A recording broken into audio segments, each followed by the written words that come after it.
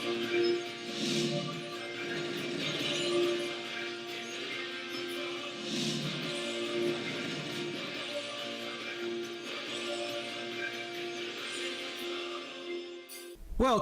to the W2W Review. I am the Oakland Knight, and joining me, as always, is Raider Pirate. What's going on, Pirate? What's going on, Raider Nation? All right, Raider Nation, today is Offensive Monday. This is the show where we go over what we saw on offense last Saturday as we faced the Tennessee Titans in our own house at the O.co. Pirate, I'm going to go ahead and start with you. What kind of information you got for us as far as the numbers for this game?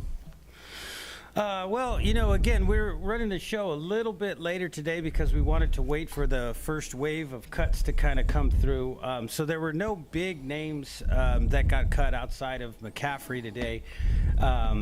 We've got some opinions on why that happened. So we'll just as an overview, I think that the game offensively was exactly what we can expect to see kind of going into the season if we maintain this personnel.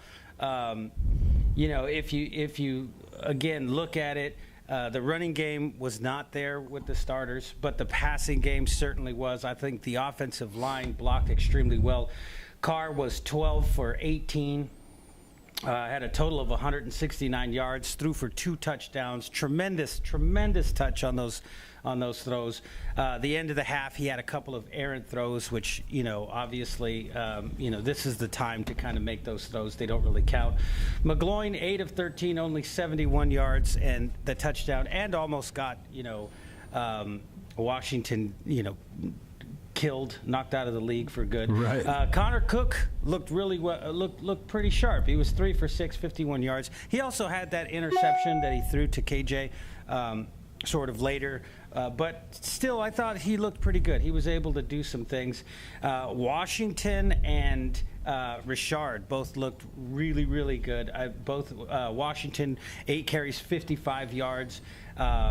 Jalen Richard, 7 carries, 35 yards. So that's a total of almost 90 yards right there in rushing between those two guys. Once again, the starters, Murray and Alawale, a combined 4 carries for 0 yards. 4 carries, 0 yards. Receiving-wise, Holton basically, stole the show. 3 catches, 54 yards. He had a nice 22-yard pass. KJ Brent, although it was at the very end of the game, you could see that he has been working with Connor Cook. He also had 3 catches for 54 yards with a nice little 23-yard catch. Amari Cooper, my goodness. Michael Crabtree, my goodness. These guys are in absolute midseason form. Derek Carr missed kind of a wide open Clive Walford there. Otherwise, Walford's numbers, you would even look and say, hey, Walford did a decent job. Once again, got open. And like I said, the offensive line did a great job of protecting Derek Carr in terms of giving him the time to pass the ball. Not so much in terms of opening up the big holes that we would all, I think, like to see. But all in all, again, I think a very solid outing for this offensive unit. No, I was really happy. I think for the most part, for me, it really came down to what I've been saying for the last few weeks of what I wanted to see, which was these young guys get a shot, and they did. Now, anybody could find anything to complain about, and I will. And that was, I still believe that GA3 is not getting a fair shake here. We'll get into that in the second segment when we start looking at some of these cuts. But I just think that the young talent in this running back core is so good, and I know it's just preseason, but you see the bursts of speed, you see the power, you see them run through tackles, you see them real shifty in the box, the vision. They just seem to have more tools than I've seen any running back on this football squad in a few years. So in saying that, that's what intrigues me the most. As a whole, though, I mean, I'm looking at what Carr was finally able to do. You know, one drive stalled out due to a penalty, and it just kind of fizzled out after there. But before that, I mean, this guy was throwing BBs again, man. He was reading the field really good. He threw 2 beautiful passes, one to Crabtree, one to Cooper for the touchdown. That was just seamless. They were put right where they were supposed to be. The one to Crabtree was just right in the breadbasket. That's the way you like to see it. And Coop, he placed it where only Coop could get it, and Coop did a good job of showing his hands and catching the ball and staying in bounds. And that's what we expect from this football team. There was some throws that got away from him. And I've always said this. Sometimes, you know, we expect too much from these football players, and especially our quarterbacks. Look, I don't know any quarterback who's ever gone out there and completed every single pass in a game. There's going to be passes like that. Some are going to be intentional, and some are going to be, hey, they just got away from him. And maybe he was pressing a little hard down there towards the end of the half in a goal line situation, especially that 4th down throw. Or should I say, actually, the 3rd down throw is the one he really missed. But nevertheless, you know, all in all, offense as a whole, I saw great pass blocking again.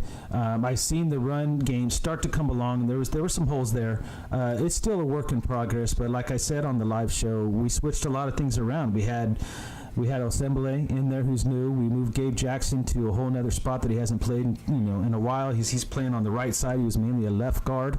Now he's a right guard. And then Meadowlark Watson's back. So, you know, give it some time. Let things get going. And I think offensively, there's opportunity there. So that's what excites me the most. Any thoughts on some of the things that you saw, maybe in the running game or passing game there, Pirate? Well, yeah, like you were talking about with the offensive line. I mean, there's no continuity with these guys right now. It just seems like, you know, individually they're good players, but you know, the interior of this offensive line, a lot of money was sunk into that offensive line, and correct. I just wasn't seeing. I watched Rodney Hudson get pushed around a little bit. Jarrell Casey was creating a tremendous amount of pressure. You know, and they were able to pretty much, you know, kind of push the Raiders back. I looked at the interior of Tennessee's line and what it was doing against our interior, and that's what I want to see, unfortunately.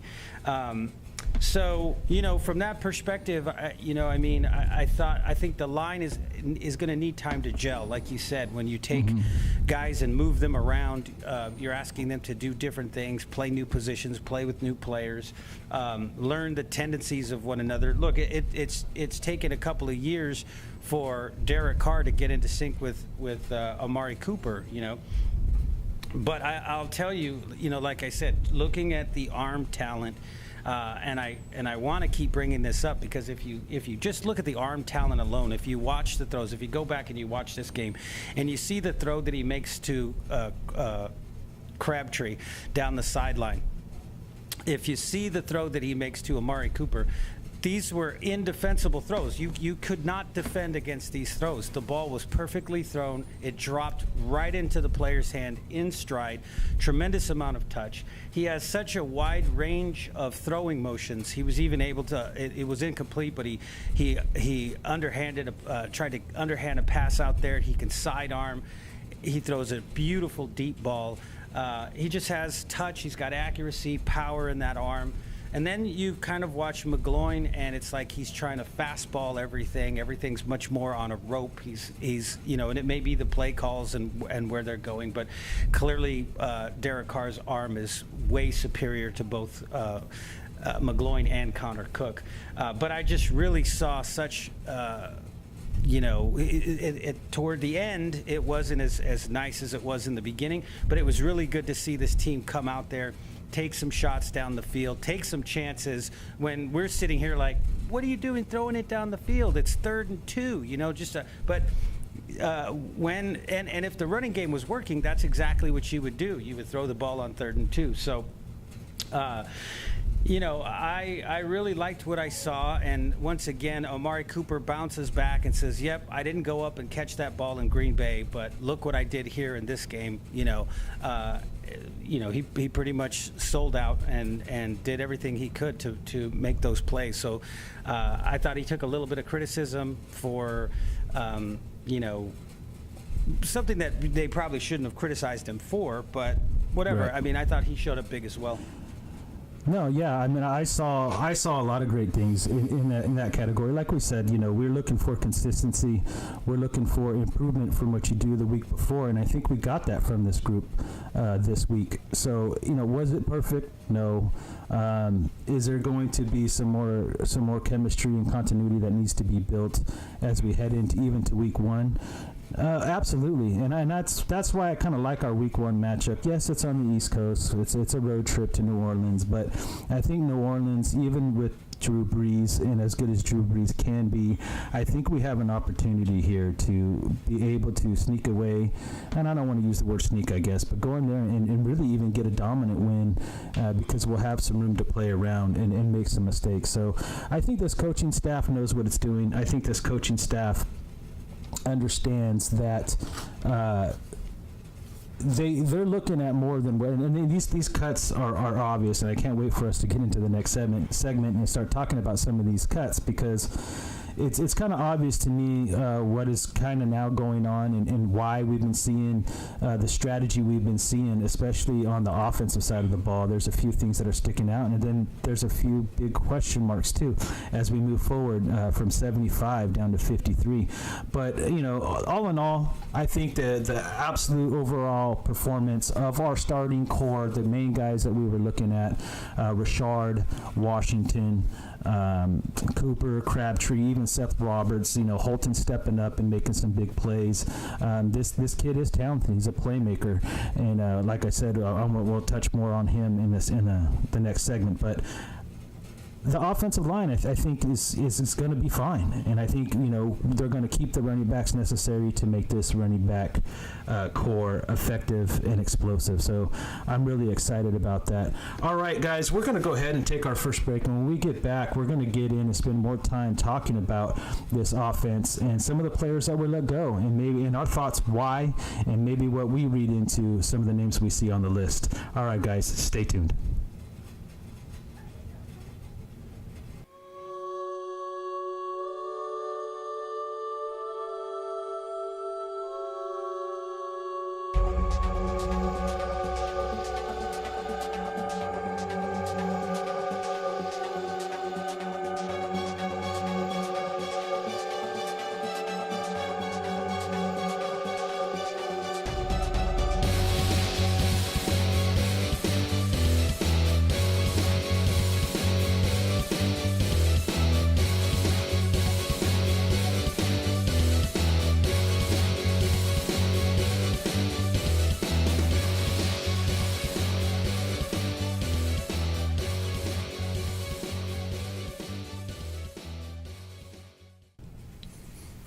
Welcome back to the W2W Review. I am the Oakland Knight, joined as always by the Raider Pirate.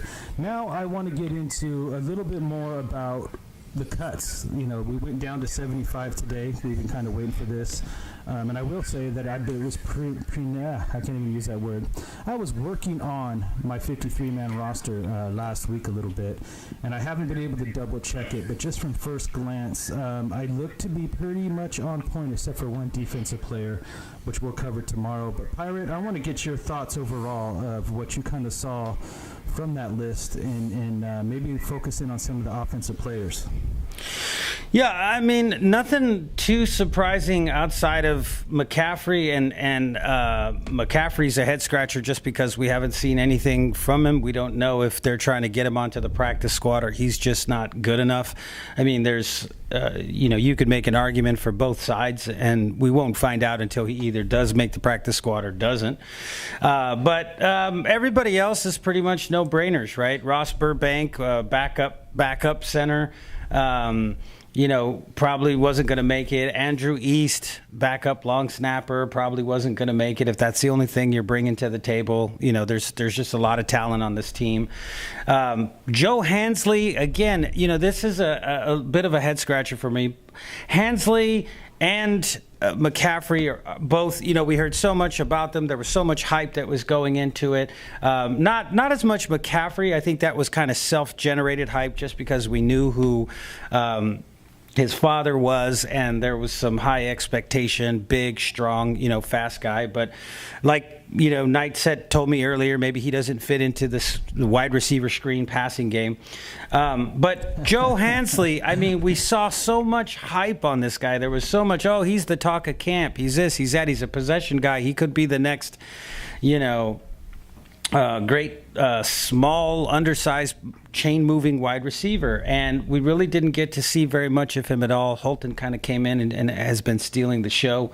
Max McCaffrey, again, as I said, he also doesn't make it. Nathan Palmer, little-known kid out of Northern Illinois, wide receiver. He was also released. Colton Underwood now is going to have plenty of time to go on dates with Olympians or whoever he prefers to go on dates with if that doesn't work out. Taron Vaughn, backup guard, a little bit of versatility. I think he's played a little bit of backup center, played a little bit of backup guard, and it's not offense, but special teams wise, Giorgio Tavecchio doesn't make the cut. So it looks like Sebastian Janikowski once again is going to be entrenched as our kicker, which I think is a good thing. But I also worry that, I think Tavecchio is a talent. I think he's a good kicker. And I just worry that somebody's going to pick this kid up, and he's not going to be around every year. This is a guy that comes in, he gets to, go through training camp, he gets to play through the preseason, and then he basically gets released until the following year. So somebody's going to give this guy an opportunity at some point, and then we're going to have to go out and find ourselves a new kicker. So. But that's, those are the big guys. And again, like I said, Max McCaffrey and Joe Hansley, I would feel so much better if we had a very good sample size, if these guys were getting a lot of touches to show what they could do. So this is either a clear practice squad move or, these guys just don't have any talent. No, yeah, like I said before we went to break, I think what this coaching staff has decided to do, and I'm sure it happens all around the league, and I'm sure that they're used to this. I mean, last year was a whole different story, right? They had to come in, they had to evaluate every single one of these players. They came in late, they watched some tape, but they had to kind of really take some time to figure out who these guys were and how they fit the system, and they used the complete preseason and in games to do so. This time I think they're doing a lot more evaluating on the practice field and in the film room, and they use their opportunities in preseason games to kind of really look at the guys that they feel are going to make this roster. And when it comes to Max McCaffrey and Hansley, I think the thing is, and we talked about this before we got on air, these two guys, they probably won on the practice squad, at least McCaffrey, and what a time not to give them too much exposure, so you could try to get them on your practice squad so no one comes and swipes them from you. If that's the deal, then I'm really okay with that. And also, I think they were overshadowed, and I said this early on in the training camp process, actually in OTs and mini camps. I really felt that they were going to, focus in on the wide receiver core that we had last year. So, with Coop, Crab, Roberts, and Holmes. We carried 6 men on our roster. We traded one away, and Rod Streeter never made the game day roster. So I felt as if that we were going to run with this wide receiver core, and the 5th person they were going to bring in to be on this roster was going to be a return specialist. I just felt that. And I will admit that with all reports, I believe it was either going to be Hansley or Mickens. Never heard of Holton, but Holton busts on the scene and really showcased his ability to not only punt return, but he had some nice kick return opportunities as well. So the return game is something I know that they wanted to focus on as well. So it's a double-edged sword here. You're going to get a guy that can return kicks, he could return punts, and if needed, he could come in as a 5th wide receiver option, which he even showed some skill on an end around, even though it didn't count. I mean, he had a great end-around run where he hit the space, and you see his speed. I mean, this guy can really run in the open field. So I think really Holton outshined a lot of these guys. Now, I believe Mickens is still on this roster, so he's going to get another shot at it. But I think it's Holton's job to lose at this point, and I don't really see him giving it up quite easily. as far as some of these other moves, I hate to mention it again, but Colton Underwood. I mean, I said it last week when it was like making all the headlines just last week.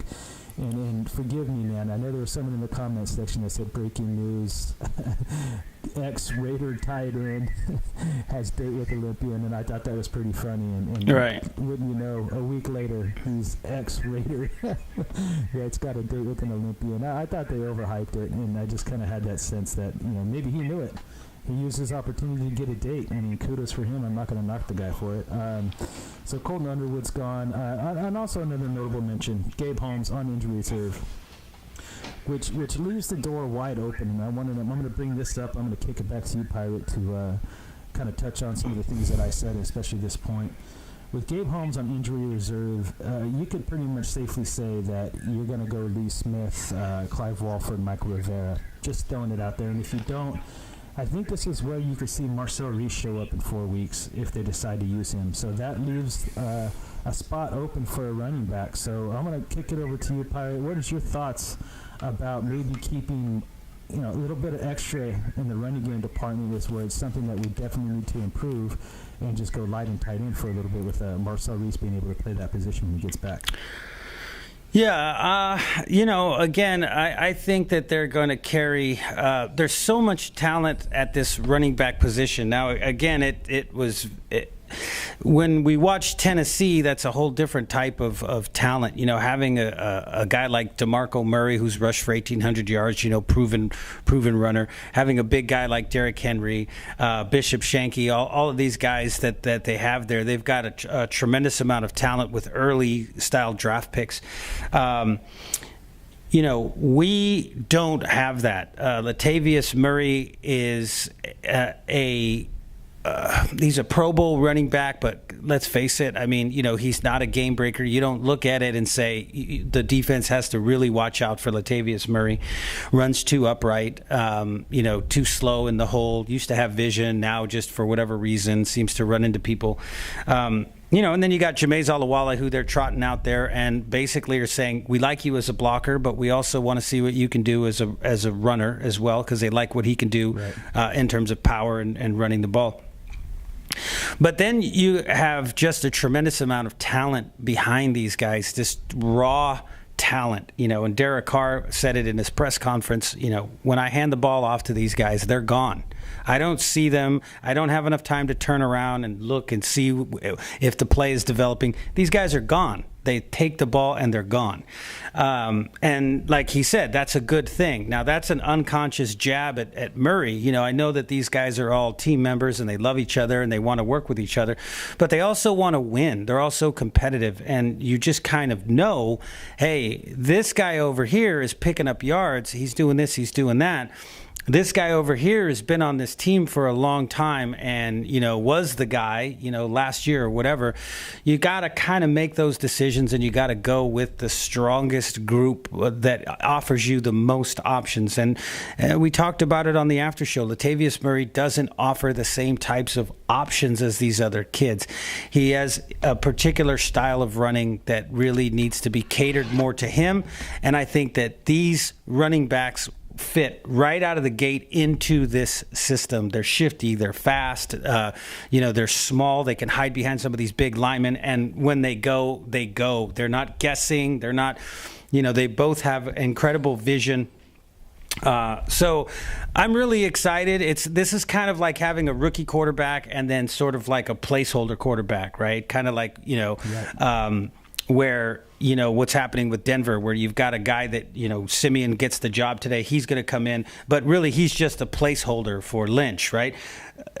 How many games is he going to hold at? I look at the same thing with Latavius Murray. How many games do they trot him out there with the number one unit before they realize, hey, we're twice as dangerous if we put these other guys out here? That's going to be the question. I'm seriously hoping they go to the running back by committee approach.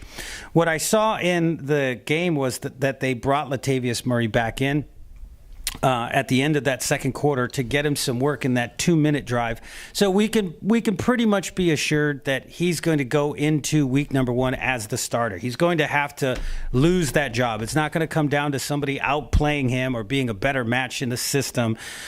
They're going to trot him out there because they're familiar with him. It's an ego thing. Jack Del Rio, we know what this guy's going to do for us. He did it for us last year. Let's play it close to the vest. But the over-under question is, how many games is it until one of these guys, either Richard or Washington, takes over and becomes a bigger fixture? And I would put the over-under at probably about 4 games, a quarter into the season. That's generally when Jack Del Rio goes back to evaluate what are we doing right, what are we doing wrong, and what changes should we make. So I put it at over. I would say it's probably going to be game 5 where these guys really start taking the spotlight away from Latavius Murray. Your thoughts? No, yeah, I think that's great analysis right there, because I always break the season down in quarters anyway, and we need to come to a hot start. And the one thing that I'll give Murray, there's only one edge he's got, and it would make sense to keep him around, especially for the beginning part of the season, like you said, maybe even the first quarter of the season, because there's one thing that we know that he should be more comfortable with and understand, especially inside this offensive scheme and what he's seeing, and that is his pass blocking. So we seem to be a high efficient passing attack. We like to pass. I always thought we would run more, but when you look at the way we're built with Carr and Coop and Crab and guys like Roberts, Walford, they're going to pass the ball a lot. So I could actually, honestly say I see the value in that. However, like you said, by week 4, once these guys get really acclimated into the system, guys like Washington and Richard, mind you, is what I'm talking about, they're going to start understanding more, and they should improve. I mean, they're not going to be where they need to be, but you'll see them really start to take more snaps away from Murray. I do believe that, just because if you watch even just then, and it's just preseason night, and I get it, but if you watch that game last week, just the other night, you saw these guys get yards after contact, guys, the yak yards after contact, and you just don't see that in Murray anymore. I remember when we saw him in Kansas City shortly after, especially with that 49er game, I think it was.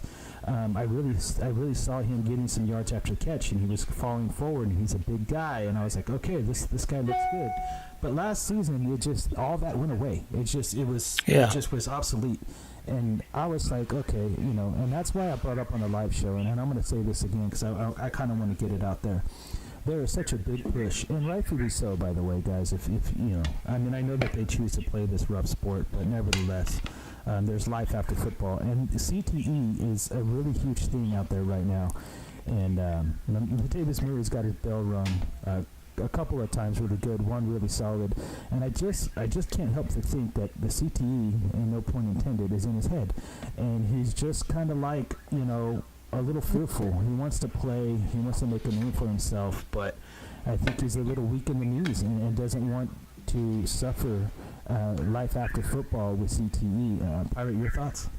Yeah, I mean, I would tend to agree with that statement. I'm of the firm opinion that when he got concussed and was knocked out and just didn't know where he was at, I think it took something out of him, and that can be overcome. So that's the good thing about that is, again, it's like a pitcher who gets hit in the face by a 100-mile-an-hour fastball, right? So you throw in a 100-mile-an-hour fastball and the guy hits it, and bam, it just hits you right in the face. You got to come back from that. I mean, you got to get back up on that mound, and it's a psychological thing, man. It's a brain disease at that point, because it's eating away at you at that point, and it's taking something away from you. Your brain has to be able to tell your body what to do. There's a lot of instinct. I heard a commentator say, it's really just about flashing colors and making decisions based on where color is and where color is not.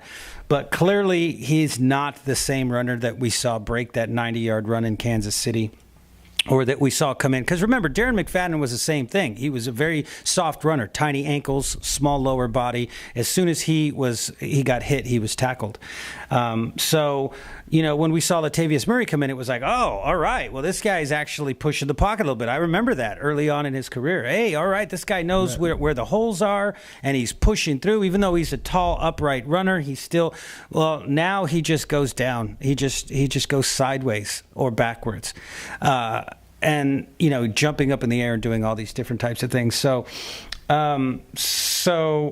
this can be overcome. This is a mental thing that is occurring in him right now, and he can overcome that. This is not to say that Latavius Murray can't come out and be a featured back, but he's going to have to change some things, and now he's got some serious competition. He doesn't have a undersized, jack-of-all-trades, injury-prone guy backing him up like Tywan Jones anymore, right? Or, they're going to bring in Marcel Reese. Mm-hmm. Now you've got a tremendous amount of competition, guys that have game-breaking ability, and they're hungry. They want the opportunity that Latavius Murray has. So, hopefully he can overcome this, and we can totally be wrong, and he can have a 1,600-yard season with, 10 touchdowns and, 300 yards receiving or something like that, and really just blow us all away. This line can come together, and what we've seen in the preseason is nothing like what we're going to see in the regular season.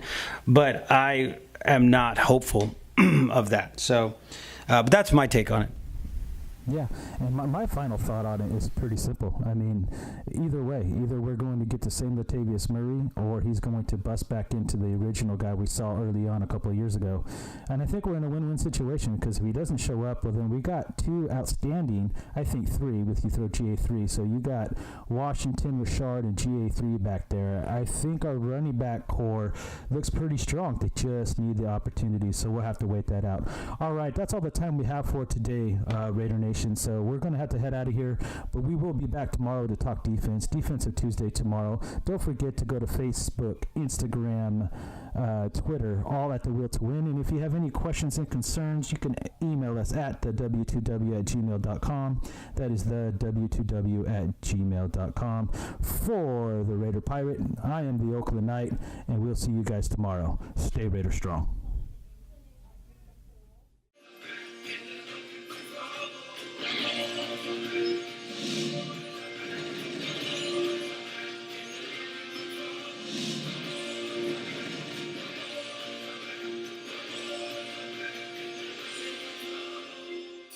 Hey there, I'm Jason Smith, also known as the Oakland Knight. We'd like to thank you for watching the Will to Win broadcast here on YouTube. And if you would like to stay up to date for more content like this, go ahead and hit the subscribe button down below. Or you could click any one of the videos on the side to watch more great videos. Thank you once again, and stay Raider strong.